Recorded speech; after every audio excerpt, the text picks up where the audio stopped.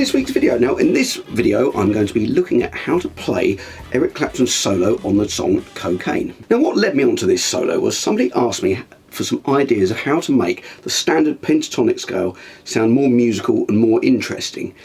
And they also said they liked Eric Clapton, so I immediately went to this track actually. Well, I couldn't really remember the solo. I never learnt this one. Any solo I learnt when I was younger, I can kind of remember note for note. But I couldn't really remember this solo, but there was something in the back of my mind telling me that this was a good example of how to show this with the pentatonic scale. And when I listened to it, I thought, this is a brilliant solo. He doesn't stray from that pentatonic thing. His hand's all in one position for this beginning bit of the solo. And he's just playing, he's sort of lilting over the rhythm of the solo, playing completely in the pocket. And it's a brilliant example of, with very few notes, how to sound really musical and really effective. So I decided to just transcribe it, and whilst I was transcribing it, I realised it's all these little details, these little subtle bits that he's doing that makes it so interesting. And I think it's one of Clapton's finest moments, alongside with my other favourite. One of his performances was the live recording of Crossroads he did with Cream, that kind of definitive recording, which I think is great, which apparently he was hearing the beat in the wrong place, which is why you get all these nice kind of rhythmic interplays, but however he did it, it's brilliant. So this track, Cocaine, was written by J.J. Cale, and J.J. Cale had it on his 1976 album Troubadour, and only 1 year later Clapton recorded it and put it on his 1977 album Slowhand, which also has Lay Down Sally, Wonderful Tonight on it. And the track was also the B-side for the single for Lay Down Sally. Apparently Clapton very rarely played this song in his live set. He said that he always thought it was an anti-drug song, but he thought the message of it was ambiguous and thought maybe it promoted drug use, so he didn't play it very often, and when he did play it he'd add in extra words to make it more clear that it was an anti-drug song. This is all off Wikipedia, by the way. And as for a bit of guitar nerdery, I'm not totally clear which guitars he used on this. He famously used a guitar that got sold relatively recently, which was a 1954 hardtail Strat. It was a two-tone sunburst, a bit like my one. Oh, we can't quite see it. My one up there, it's the two-tone sunburst, but it's a hardtail one, which apparently was his main slide guitar, but there's not a slide on this guitar, so I'm not sure he used it. So it definitely sounds like a Strat on the in-between position.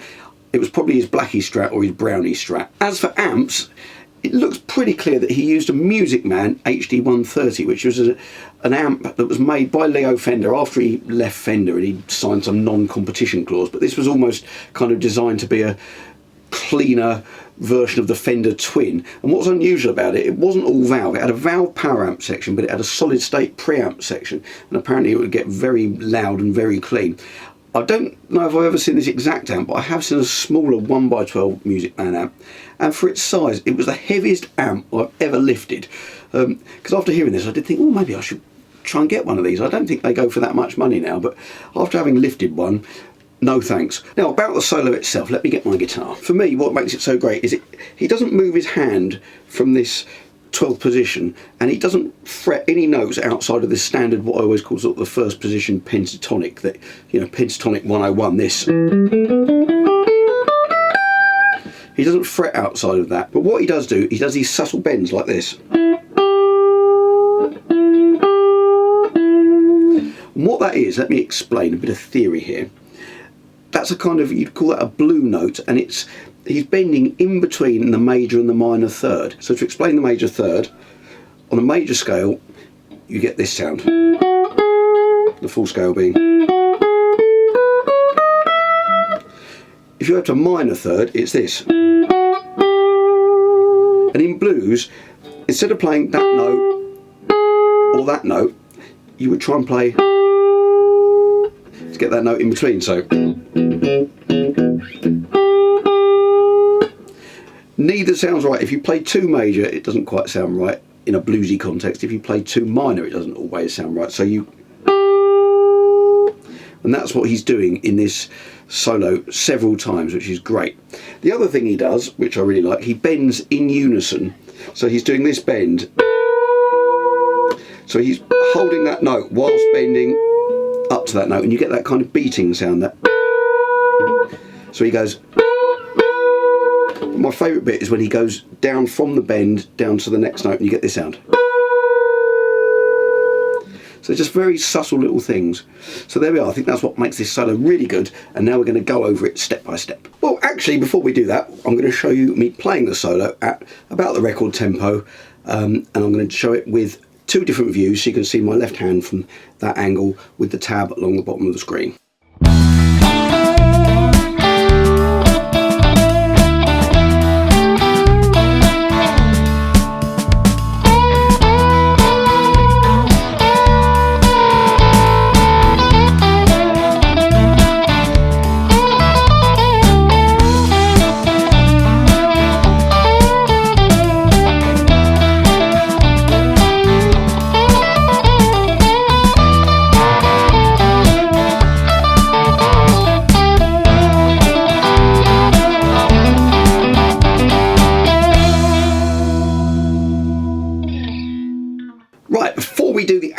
walkthrough here, I just want to tell you about my online lessons I'm doing. I'm doing in-person lessons on in-person on video lessons, one-on-one.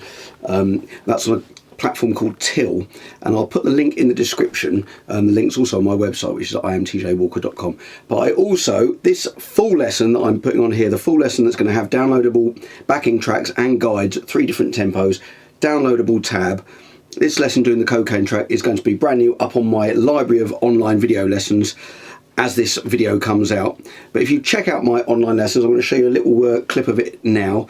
I'm going to have about, I think, 16 lessons roughly online, which you can subscribe to or buy some of them individually. So here's a little thing about those lessons.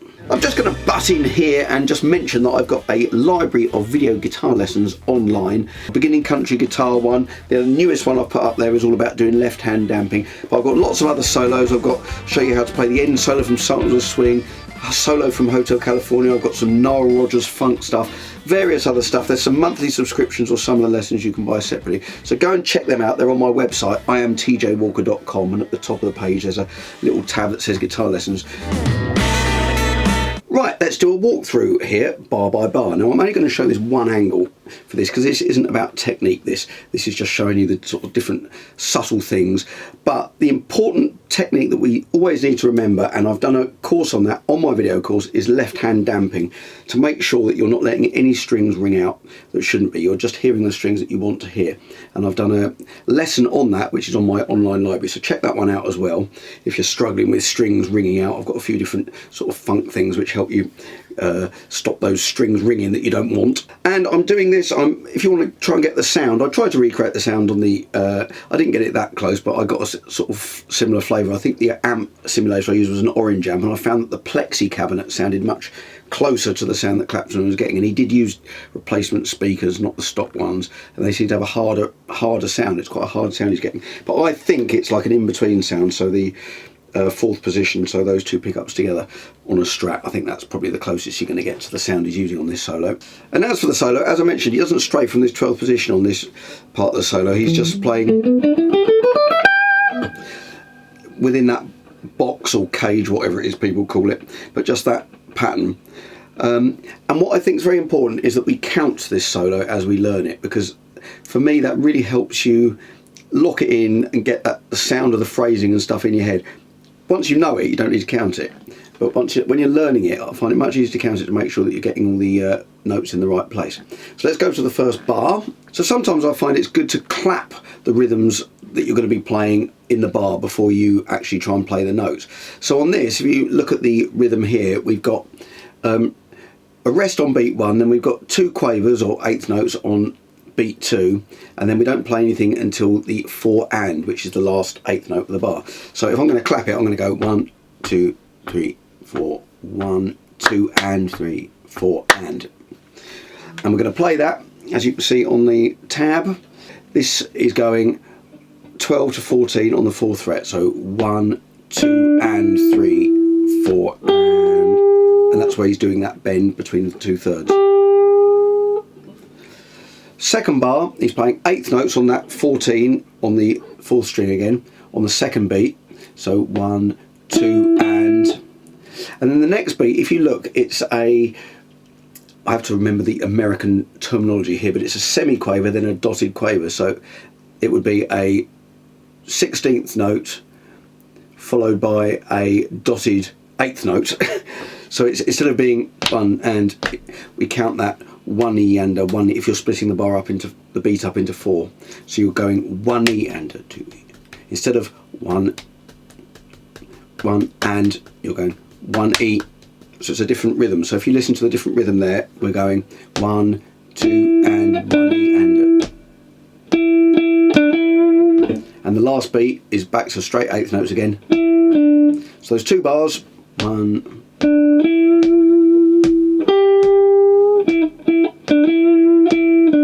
So the next bar we're going to play, let's clap the rhythm on this because there's a tied note.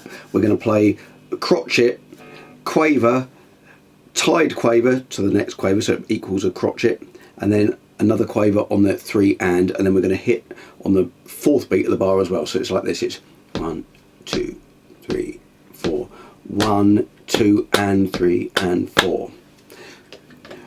1, 2 and 3 and 4. 1, 2, 3, 4. And on that last note he slides down. Now it gets to the next bit. This is the bit I like, where he's doing this kind of unison bend. So he's playing the B there on the 12th fret on the 2nd string, and he's bending up on the 14th fret on the G string, and he plays it 4th beat of the next bar. So 1, 2, 3, 4, and then playing on the 1 of the next bar and the 2 of the next bar, and then sustaining it until the 4 and. So it's this: 1, 2, 3, 4, 1, 2, 3, 4 and then he ties that next one across to the next bar, and this is the note that I really like that he does. He goes, so he starts up on the bend and brings it down like that, and then plays 14 and the 12. So this is the whole phrase: 1, 2, 3, 4.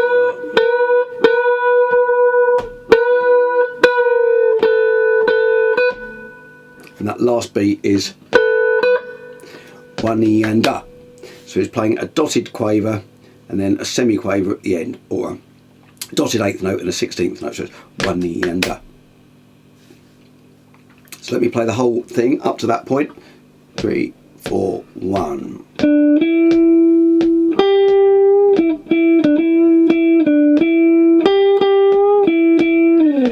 2, 3, 4.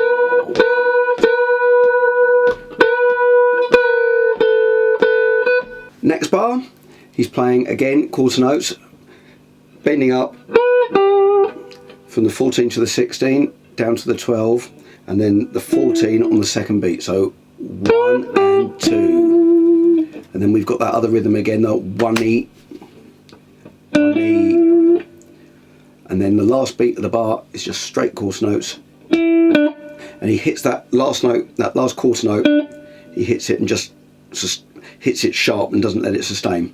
So that bar is. Next one, this is when it gets a bit tricky. This is when he starts playing in 16th notes. This is the lick. We're going 14, 16, 12, 12, 15, 12, start bent up to the 16, down to the 14, 12, 14, up to the 16, then we do the.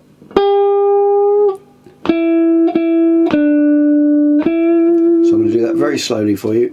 3, 4, 1.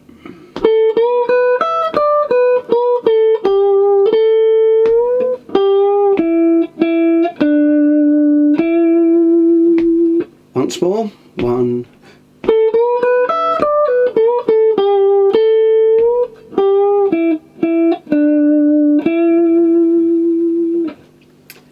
And the next bar, so it comes in on the and of the 1, so it's 1 and a, 1 and a, 2 and 3 E and a, 4 E and a. That's the rhythm. And the notes are 15, bend up, down to the 14, then it's 12, 14, 12, 12, 3, 4. And again. Next bar, bit of relief here, getting to a slightly easier bar. It's this: 1 and on the 14, 12 on the 3rd string, back to the 14, 12 on the 4th string, 14 on the 4th string, and then that. And the rhythm is this: 1 and 2 E and a, 3 and 4, 3, 4.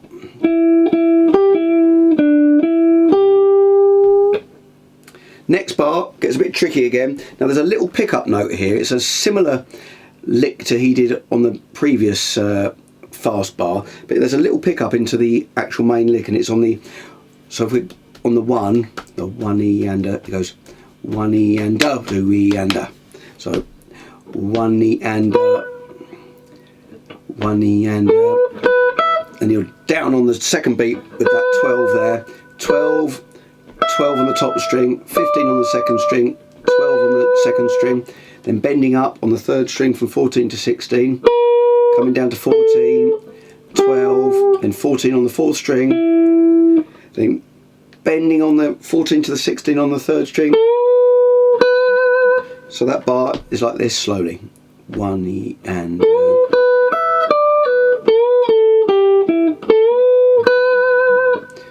1, 3, 4, 1.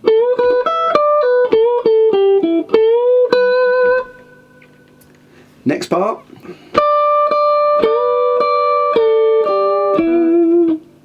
So he's playing on the 15, and then he bends up whilst playing the 15 at the same time. So you've got that 2-note chord. So 1 and 2 and then coming down off the bend, the 14 and the 15. That finger goes down to 12 and then down to the 14. So this is the whole bar.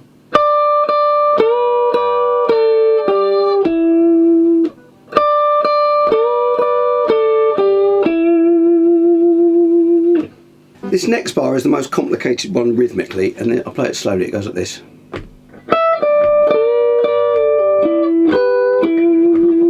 So let's tap it.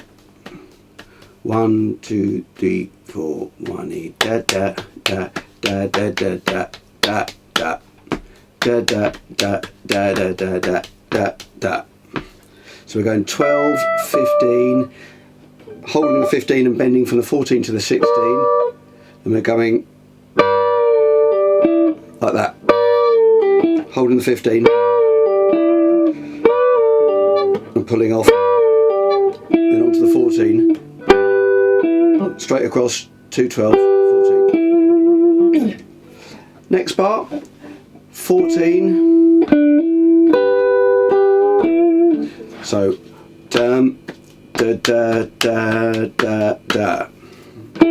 14, 12, 14, then holding across the 12 again. Play it slowly. And the next bar, the last bar, he goes a bit funky. It's a kind of, I think he's going, or it might just be, but I think there's 2, I can hear a second note there. So 12, 14, then across the 3rd and 4th string on the 12, 14, 2 lots of the 12s, 14 again, 12, 12, then 14 on the 4th string. So the rhythm is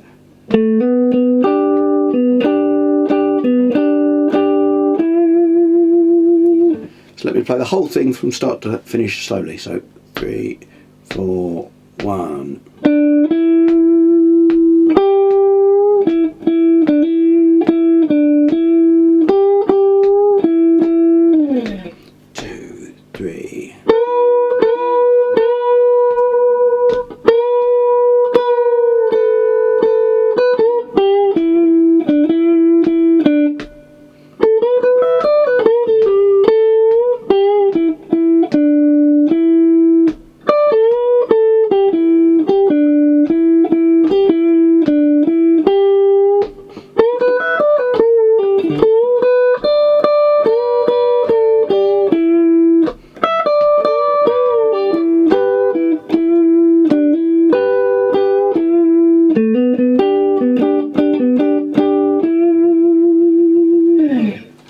So there we go, that's the whole thing from start to finish slowly with the tab. So I hope that all makes sense. It's a great solo. I really like the way he just sits on the beat. It's a great one to play. So, well, I hope you enjoyed the video. Please do check it out online. Check out my whole library of lessons. There's subscription models where you can buy individual lessons, and my one-on-one lessons if you want to try those out. So I bring out new videos at 7 PM UK time every Friday, so I hope to see you next week.